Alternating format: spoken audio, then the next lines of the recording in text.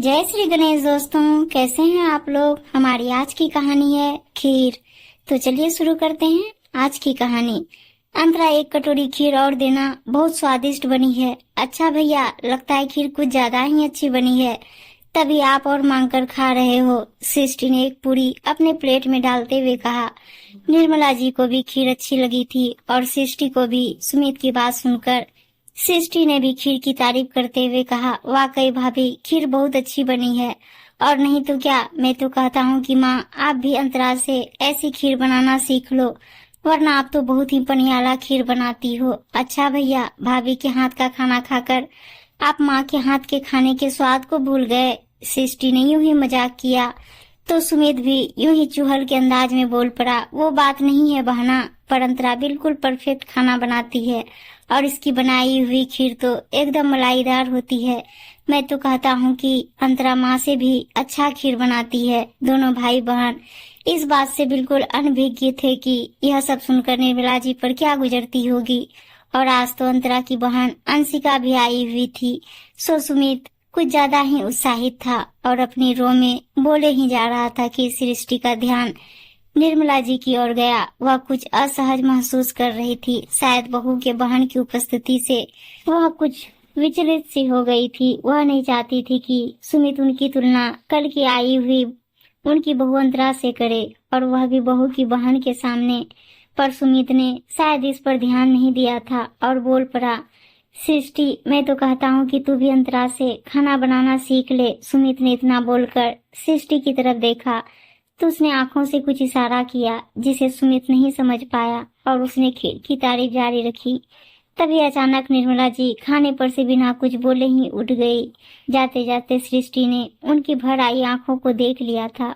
उसने माँ का हाथ पकड़कर कहा, माँ क्या हुआ, आप खाना छोड़कर यूं चली क्यों आई और ऐसे क्यों रो रही हैं। तो माँ ने रोते रोते कहा, बेटा, बचपन में तुम्हारे पिता के गुजर जाने के बाद मैंने जैसे तैसे करके घर का खर्चा चलाया और तुम दोनों भाई बहनों को पढ़ा लिखा कर बड़ा किया। तब घर में इतना दूध नहीं बचता था कि मैं खीर में ज्यादा दूध मिलाती, इसलिए मैं पहले चावल को पानी में पका लेती थी, तब उसमें दूध मिलाती थी। इसलिए तुम्हें कभी खीर इतनी स्वादिष्ट नहीं लगी जितनी कि अंतरा ने बनाई है। माँ की बात सुनकर सुमित की आंखें भी भर आई और उसने कहा, ओह माँ, मुझे नहीं पता था कि आपने अपने मन के अंदर इतना सारा दुख जब्त करके रखा है। आपने मुझे और सृष्टि को कभी पता ही नहीं लगने दिया। क्या बताती बेटा, यह जीवन सुख दुख और अभाव प्रभाव का अनवरत खेल ही तो है। हर किसी की लाइफ में कोई ना कोई दुख होता ही है। माँ और कुछ कहती, लेकिन रूंधे हुए गले से उनसे और कुछ बोला ना गया। तभी पीछे से कमरे में आती हुई अंतरा ने भी उनकी बात सुन ली और कहा, सुमित, मैं समझती हूँ कि घर चलाने में अम्मा जी को कितनी मुश्किलों का सामना करना पड़ा होगा। अब तुम अम्मा जी का दिल कभी मत दुखाना। सुमित का मन भी यह सुनकर भर आया था। तभी सृष्टि ने माहौल को हल्का बनाते हुए कहा, अब दुख भरे दिन बीते रे भैया, सुख भरे दिन आयो रे।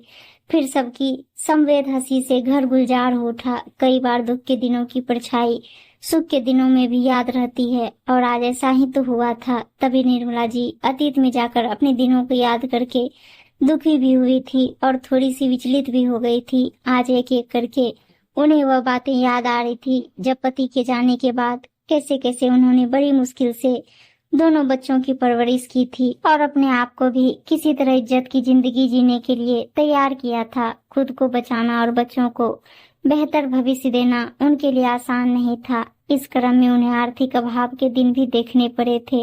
वैसे भी आर्थिक स्थिति कई सारी खुशियों को ले लेती है। इंसान जिंदगी की रोजमर्रा की परेशानियों में इतना उलझ जाता है कि वह अपने बारे में तो सोच भी नहीं पाता। निर्मला जी ने भी तो कभी अपने बारे में नहीं सोचा, ना दिन देखा ना रात देखा, बस लगी रही बच्चों को बेहतर भविष्य देने में। आज सृष्टि की शादी हो गई थी और उनका बेटा सुमित भी सेटल हो गया था। उनके मन में एक संतोष था कि चाहे उन्होंने जितने भी संघर्ष किए हो, जिंदगी ने उन सब का प्रतिफल दोनों बच्चों के रूप में उन्हें दे दिया था।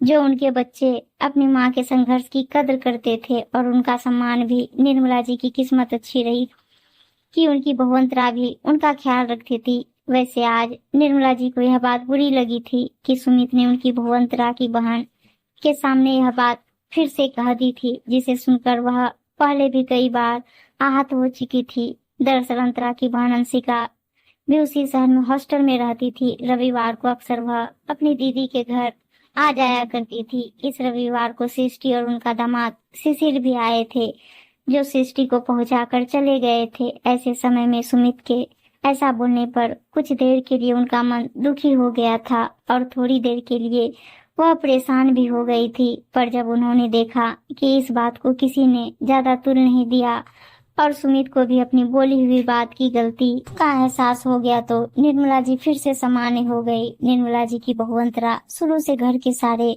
कामों में निपुण थी और खाना बनाना उसे बहुत पसंद था। वह इतना स्वादिष्ट खाना बनाती थी कि सुमित से उसकी तारीफ किए बिना रहा नहीं जाता था। सुमित को इस बात का जरा भी अंदाजा नहीं था कि इस बात से उसकी माँ को तकलीफ होती होगी। दरअसल निर्मला जी भी एक कुशल गृहिणी थी और घर का रखरखाव सुनियोजित ढंग से करती थी, परंतु एक सड़क दुर्घटना में पति श्रीधर जी के आकस्मिक निधन के बाद उन्हें उन्हीं के ऑफिस में लोअर डिवीजन क्लर्क की नौकरी मिली थी और फिर बड़ी मुश्किल से उन्होंने गृहस्थी की गाड़ी अकेले खींची थी। ऐसे में उन्हें बिल्कुल समय नहीं मिलता था कि बच्चों को रोज के सामान्य खाने के अलावा कुछ स्पेशल बनाकर खिला सके, और कई बार तो इतने पैसे भी नहीं होते थे कि वह अलग से कुछ खर्च कर पाती। उनका एक ही उद्देश्य था, कैसे भी दोनों बच्चे पढ़ लिख कर अपने पैरों पर खड़े हो जाए। और इसके अलावा सृष्टि की शादी भी उनके लिए बहुत बड़ी समस्या थी, क्योंकि चाहे समाज कितनी भी उन्नति कर जाए, आज भी बेटी की शादी में दहेज ना भी दो तो सामान और गहने तो देने ही होते हैं। इन्हीं का जुगाड़ करते करते विमला जी ने बहुत ही कंजूसी से घर चलाया था और सही दिमाग से काम लिया था, तभी आज यह 4 कमरे का घर भी बनवा पाई थी और बेटी की शादी भी करवा पाई थी। सृष्टि भी एक मल्टीनेशनल कंपनी में जॉब करती थी और 2 साल पहले सुमित भी सेटल हो गया था। अब जाकर जिंदगी ने उन्हें थोड़े सुकून के पल दिए थे। ऐसे में सुमित जब तब अपनी पत्नी के बनाए खाने की, उसके रख रखाव की और उसकी कार्य कुशलता की तारीफ करता था, तो ना जाने क्यों उसका मन आहत हो जाता था। उन्हें लगता था कि सुमित उनकी और अंतरा की एक तरह से बराबरी कर रहा है और उन्हें यह बताने की कोशिश कर रहा है कि उसकी माँ अच्छा खाना नहीं बनाती थी और उसकी माँ घर भी बहुत अच्छे से संभाल कर नहीं रखती थी। यह सब सुनकर निर्मला जी सुमित से कहना चाहती थी कि अंतरा तो सिर्फ घर संभालती है, कोई नौकरी तो नहीं करती ना। मैंने तो दोनों काम एक साथ किया है, लेकिन यह सारी बातें उनके मन में ही रह जाती थी। वैसे भी यह सिर्फ आज के आंसू नहीं थे, बल्कि पिछले काफी समय से यह दर्द उन्होंने अपने सीने में दबा रखा था। देखा जाए तो अंतरा के आने के बाद से ही सुमित ने ऐसा कहना शुरू किया था। सुमित की शादी को लगभग 1 साल होने आया था।